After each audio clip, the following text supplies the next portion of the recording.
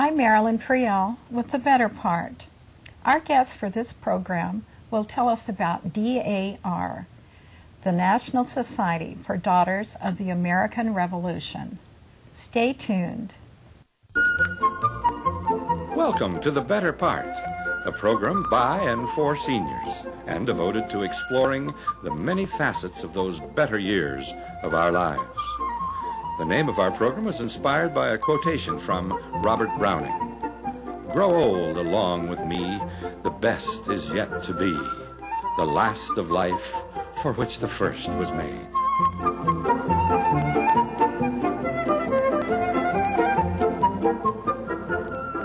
Now, sit back and enjoy a program made especially to provide seniors with useful information, plus some lighter moments to brighten your day.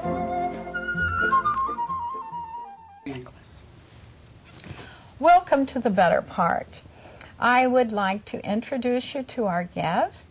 It's Nancy Wark, who is regent of the local DAR chapter in Los Gatos, California, and Diana Clausen, who is registrar of the same chapter. Thanks so much, ladies, for coming over to talk to us today. And I'll be asking you mostly about, since you're regent, I'll be asking you mostly about the headquarters and the operations of DAR, and I'll be asking you more about how to become a member, the genealogy, and so forth. So tell us, what is the DAR? The Daughters of the American Revolution is the largest all-female philanthropic organization in the United States. And we were founded in Washington, D.C. in 1890 by 4 women. And originally there was the SAR, and they still exist, which is Sons of the American Revolution, and the women wanted to join, and the men didn't want any part of us. So we decided to set up our own organization, and we are now much larger than SAR, and we own an entire city block in Washington, all owned by women. That's what I heard, and I like the address. It's 1776, and I wish you'd tell us about that complex, some of the buildings that are there. Well, we have the wonderful library that's just absolutely stunning, and Diana will tell you more about that in the genealogy part. But something of interest that's new is our state society is putting brand new library doors to the opening of the library, so that'll be really very nice for California to be able to stake their claim that we provided that. Now, you have a convention hall. There's Constitution Hall, and a lot of times you'll see very large productions happen, and those occur there, and they're used by the President of the United States as well as many organizations. So it's not just limited to members of the Daughters of the American Revolution. It's a beautiful building. I was looking at the picture on this little pamphlet that's called Getting to Know the DAR. It's a gorgeous building. And you have a museum? Yes, we do. We have a museum. The other interesting thing about DAR is it was all paid for by women, and not a penny came from anything else but the Daughters of the American Revolution. They raised through fundraising and so forth. And so that was quite an accomplishment if you think we started in 1890, that women were able to do that. And there's the library, there is the museum, there is Constitution Hall, and there's also the rooms. Many of the states have their own rooms, and in the museum, and they're done in period pieces. The California room is the Whaling Museum, and a replica from Monterey. That sounds like something I would enjoy seeing. And I did notice in some pictures that they have a lot of beautiful dishes, china, that sort of thing. And then the library now, what does that have in it? Well, the library is in one of the gorgeous buildings, and it's underneath the rotunda of one of the buildings. Beautiful library with lots of books to help you with your research. And you can look on the DAR website and find out what books they have. What about other periodicals and manuscripts, newspaper articles, things like that? Or? They have lots of documents that people have donated, as far as Bible records, documents that summarize wills, lots of things that you need to do your research. I see. So the main purpose is for patriotic and history preservation, and then also You do a lot of things with veterans. Yes, we're very philanthropic. We help out with the ROT. We have an ROTC program where we award medals and, in many cases, scholarships to ROTC students. We do many great things with the veterans. That's something that's very dear to our heart. Our chapter in particular is getting together candy and Christmas cards to send to Germany to our wounded soldiers this year. I was reading one of the things that they did during the Spanish-American War is there were all-male nurses, and there were not enough to go around. And so the DAR got women nurses to volunteer. There were something like 1,700 of them. And then they later helped these women get pensions after the war. So I thought that was very good. And I also read that they gathered together a lot of money to help restore the Statue of Liberty and Ellis Island. Talking about the local veterans, what you're doing for them is, do you help out with the ones at the VA hospital and that sort of thing? Yeah, the VA hospital, we provide lap robes and Afghans. We take up books and we take up phone cards, and they periodically will ask for different things. There's one chapter that's not local, but I found it interesting at our state conference to learn. They gathered 2,000 pounds of tube socks and sent them to our soldiers that were in Germany because they would run out of socks. Now, you've mentioned Germany several times. Is that something that your local chapter is concentrating on troops in Germany? The soldiers, when they're wounded, they go to Germany at the base in Germany before they're transported back to the United States. So there's a great many, and they come in when they're coming off the battlefield. They come in basically in pajamas, no socks, with pajamas on, because they've been stripped of their uniform if they were wounded, and so there's a great need, and so we're helping out in various ways. Is the DAR at all political? Absolutely not. Okay, because that's come up, I think, during the Vietnam War. There was something about that, but they're not really... No, and if you go to the national website right now, there's a lovely letter from our President General, Linda Calvin, explaining that we are... the only part where political is encouraging you to exercise your right to vote. But we have no political leanings at all, and no religious leanings at all. What do we do for Native Americans? What does the DAR do for Native Americans?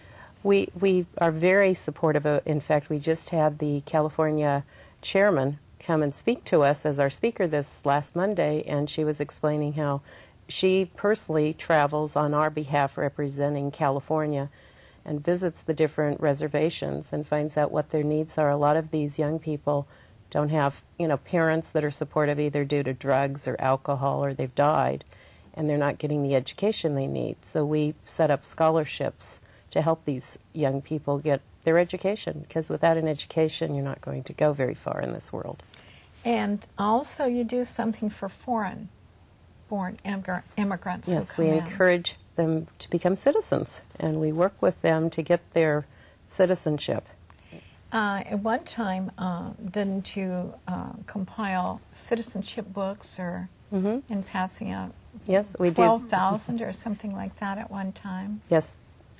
We personally have one gal, Sue Burkle, who's our district director, who has two ladies she's been working with, and they will very soon become U.S. citizens. So we're very proud of that. So you're doing a lot of things for America, aren't you? Now, how many chapters are there? Do you know how many in the entire organization? I happen to know that. California has 114 chapters, and our membership is over 8,300 people. And the structure of DAR is there's national.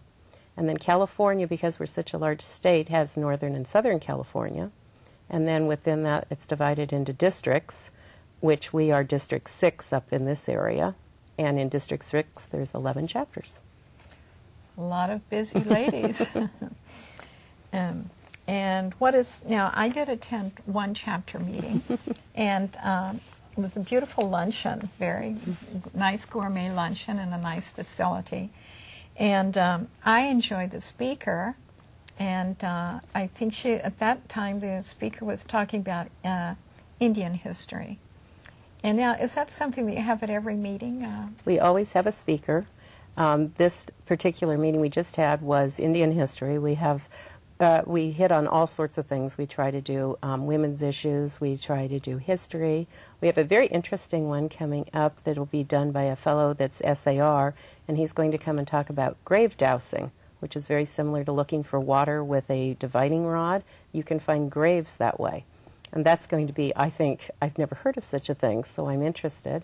And our next meeting will be Diana talking about genealogy, and one of our members' husbands is going to talk about DNA in your researching. Diana, what's the procedure to actually become a member, and what are the eligibility requirements? Well, the first eligibility is that a woman has to be 18 years or older and has to be able to prove lineal blood descent from a patriot. And probably the easiest way to explain how you would become a member is to work with your application. Okay. And your patriots. Well, now the first thing, if a person didn't have access to a registrar in a chapter who could assist them, there is a national address where they could That is call them or write to them and have them send the forms and so forth and the instructions. Right. If a person generally wants to find out where chapters are in their area or wants to be contacted by a chapter, they can get on the DAR website, which is www.dar.org, and they can put in a request to do that. If someone's interested in joining the Los Gatos chapter of DAR, we can be contacted by email at losgatosdar@hotmail.com. And then, so you have the form, and I guess the big thing is your standards of acceptability. Yes, you have to prove, you need to prove your lineage from you back to the particular patriot. And the standards of proof are fairly involved. That's why I really recommend a person work with the registrar in a particular chapter, because it can be involved. And what I do when I work with people is, as you have found out, is try to make life easier for the person applying and go over the various types of proof that are required. You need to prove for each generation, starting with yours. You need proof of birth, marriage, death, and the link to the parents for each generation all the way back to the patriot. And their birth certificate and death certificate and their marriages. Right, and those are considered primary proofs, primary evidence. So it's very, very clean if you have a birth, a marriage, death, and whatnot. And if on your birth certificate it gives your parents. One of the things that I was surprised to hear, well, not really, but I guess I hadn't thought about it before, but it's not a matter of how long your family, your ancestor has been in the United States. I mean, people could come in 1600, but if they didn't support the revolution, then they're not considered a patriot. They need to have fought or participated and been in, I think you told me one man was in jail for arguing with, or at least being against the British at that time. So it's not only people who actually saw battle, but a few other things. Exactly, and I'm well. like you. That's what I learned as I became more interested in DAR, is that there are actually 4 different areas that your patriot could have been involved with the war and have you become a member. And so the second thing you have to prove besides your lineage is the service of your patriot. And now you're talking proving service that's over 200 years ago. So there are 4 different areas that a person could have contributed to the revolution and be considered a patriot. The first one is if you signed the Declaration of Independence. Now that's not too many people that are descendant Pretty from easy to prove, I suppose. Exactly, you know, from a signer. Nancy happens to be descended from a signer of the Declaration of Independence. John and Hart. actually hers John Hart. wasn't very easy to prove. It was very easy to prove his service, but it was more difficult for her to prove other aspects. So that's one that's very clear. The other one that I'm like you, I was aware of if a person fought in the Revolutionary War. Many areas they could have fought in. They could have been in the militia. They could have been in the Continental Army. They could have been in a state navy. There are many different areas, and that's again why you want to work with a registrar, because it is fairly involved to prove something like that. There was one I heard about that it was a female, Paul Revere. It was a woman who actually, in the dark of night, rode to Danbury and warned the soldiers that the British were coming. Exactly. And so she didn't fight, but she certainly was helpful in winning the battle. And she would fall under our third category of patriotic service. Mm-hmm. So she was not officially involved, but many, many areas. In fact, many of my patriots were involved in what we call patriotic service. I would think that could be a little tricky, though, because, you know, a little harder to prove that somebody did something like that. It's very involved, and it depends on the state, because if you did something from a patriotic service while it was under the control of the British, depending on what it was, it may or may not count as service. So that's again why you would want to work with someone more knowledgeable, because it can be more difficult. The other area of service is civil service. You can, if your particular area was under control of the new state government or the revolutionaries, and you even served as a juror on a jury during the right time in a particular state. For a military trial or something? No, for anything. Really? If you were a judge, if you were, actually they even had people that were surveyors of roads, if you held a civil job. So there are a lot of areas. That opens some doors. Very, very many doors. And one of the things that's very helpful is this booklet the DAR puts out. It's a wonderful booklet. You can purchase it from National, and it's entitled, Is That Service Right? The cost, I believe, on their website is $2.25. Because the service is very complicated, that's extremely helpful. The other booklet that DAR puts out that's very, very helpful is That Lineage Right? And that will help you. There are many, many sources. We talked about primary sources to prove your lineage. But actually, you might use a primary source for earlier generations, more current generations, but have to use secondary sources to prove the others. And the list of secondary sources is very long, such as censuses. Censuses are extremely helpful. Obituaries, newspaper articles, obituaries, the Social Security Death Index, all these things that you can get online, military records, cemetery records, and photographs. All these are considered secondary sources because they were not done at the time the event took place, but they were done later. So you can use secondary sources to help you a lot in proofs, but the level of proof is high, so that's again why you want to read Is That Lineage Right?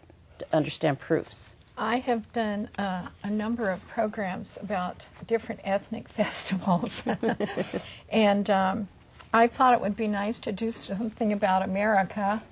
I do a lot of war programs, but this is really about America, and in so doing, I thought, well, it looked like that maybe I had a chance to become a member of this, and it became a kind of fun for me because I became acquainted with my family. And I knew back, I had met my great-grandfather when my father, during World War II, was being sent to the Battle of the Bulge. He came home on leave, and my great-grandfather came with his Confederate uniform, and they posed together. We have pictures of them posing together. Very cool. So I knew him, and he was 15 years old when he joined the Civil War, and I thought back, and I thought about, my goodness, his great-grandfather probably would have been in the Revolution. And it turned out that I asked Diana, and she says, yes, they were. So, but I didn't have everything I needed, and so you started a chart for me, and what I had to use was Well, you want to tell how it progressed. Right. Well, why don't we... You did bring my The way you chart. started was, I said, you had already done, the first thing that was important to do is you had already talked to your family members, and you knew what family members told you about your family. You knew what you knew about your parents, grandparents, great-grandparents, but you also had been told a lot about other people, but you didn't have proofs of everything. So the first thing you did was send me an email that gave me birth and locations and marriage and death for various generations that you knew of. This isn't sufficient proof because we all know we can get things confused. Family members can get things confused. So the first thing we did was took what you knew and sat down with this chart and began to fill it in. In this chart, the 4 things that you need for each generation, this is generations 1 through 12. You are generation 1. And this just makes it easy to show which proofs you have and what you're lacking so you know what to work on. So we went over all the proofs that you had for birth, marriage, death, and the link between generations. And what we came up with was this form. And it turns out you are generation 1. You have 2 patriots in the same lineage. Generation 7, John Hawkins is a patriot, and his dad, Philemon, is also a patriot. And so we sat down and looked at all your proofs, which we have ready to send into DAR, and wrote down exactly which proof proved what we needed to prove. And in fairly short time, you only have 2 things left to prove, considering that you're going from generation 1 to generation 8. And you need to prove the death of your great-grandfather. This is to the level of proof that DAR requires. And we know when. But we know don't when have proof. because your family told you. We just have to prove it now. And then there's only 1 marriage certificate that we have to find, which will be very, very simple. Both of those should be very simple because they both happened in the 20th century. We did have to use a few things. My great-grandfather's Bible, I think it might have been his mother's. And we had to take pictures for evidence, Xerox. And he had written in here on some leaves of the Bible his lineage, his parents and his grandparents and their marriage and birth and death and so forth. But that wasn't good enough. It's a good support, but not quite good enough. But it gave you enough encouragement that you wanted to work on it and see what I had. And then there was this this little booklet that my great-grandfather wrote where he tells about his father and mother's birth and marriage and so forth. So we had that. But even still, you were not quite satisfied. You still want... Well, there are a couple of problems with this. This is obviously a very old Bible. And the photograph that you took of this that we're going to send to Washington will document that it is very old. DAR normally wants the cover page of the Bible and showing the copyright to prove that it's an old Bible, but those pages are missing in the front. But another way that we're going to prove this is authentic is and factual is the fact that the dates that he wrote down for his daughter, himself and his wife, and his parents, many of those dates we were able to find, to verify through other sources. So the believability of what he wrote is very high because they match perfectly with other records. I believe there are just a few things in that Bible that we can't prove any other way or yet. But because the validity of it has been proven, I believe DAR will accept that. This particular pamphlet is wonderful because he participated, your great-grandfather. He wrote it. He wrote it. He was in Oklahoma at the time. It has to do with the 75th reunion of the people in the Civil War that fought at Gettysburg. After reading it, we figured this out. And it's a reunion of both sides, the blue and the gray. The person who, in the very cover of the book, does a little lead-in was the governor of Oklahoma at the time. So this says this is probably a pretty believable book, and it happens to be if you check the dates of when this would have been held, everything matches as far as showing that it's valid. And so in there we can link him with his father, and in his notes we can link them. Well, this I think I want to just quickly talk about our medals. Here you have them for various services and things you participated in, and I see you ladies both have a cameo, which means probably your mother's. It's more. This cameo is the President General's portrait project. Oh, I see. Each President General has a portrait hanging in National. This one is the mother-daughter. All right. But you've done a lot of service, obviously. Thank you again for coming and giving us all the information. And thank you for having us. Keep up the good work, ladies. Thank you very much.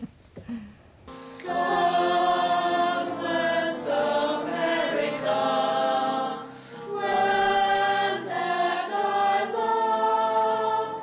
Stand beside her and guide her through the night with a light from above. From the mountains to the prairies to the oceans white with foam.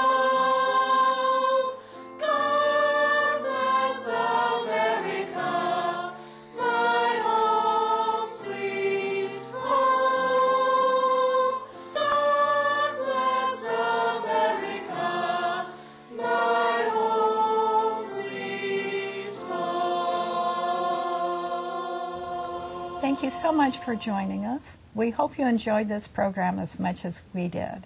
If you would like to purchase a copy of this show or others, you may contact us through the Cupertino Senior Center.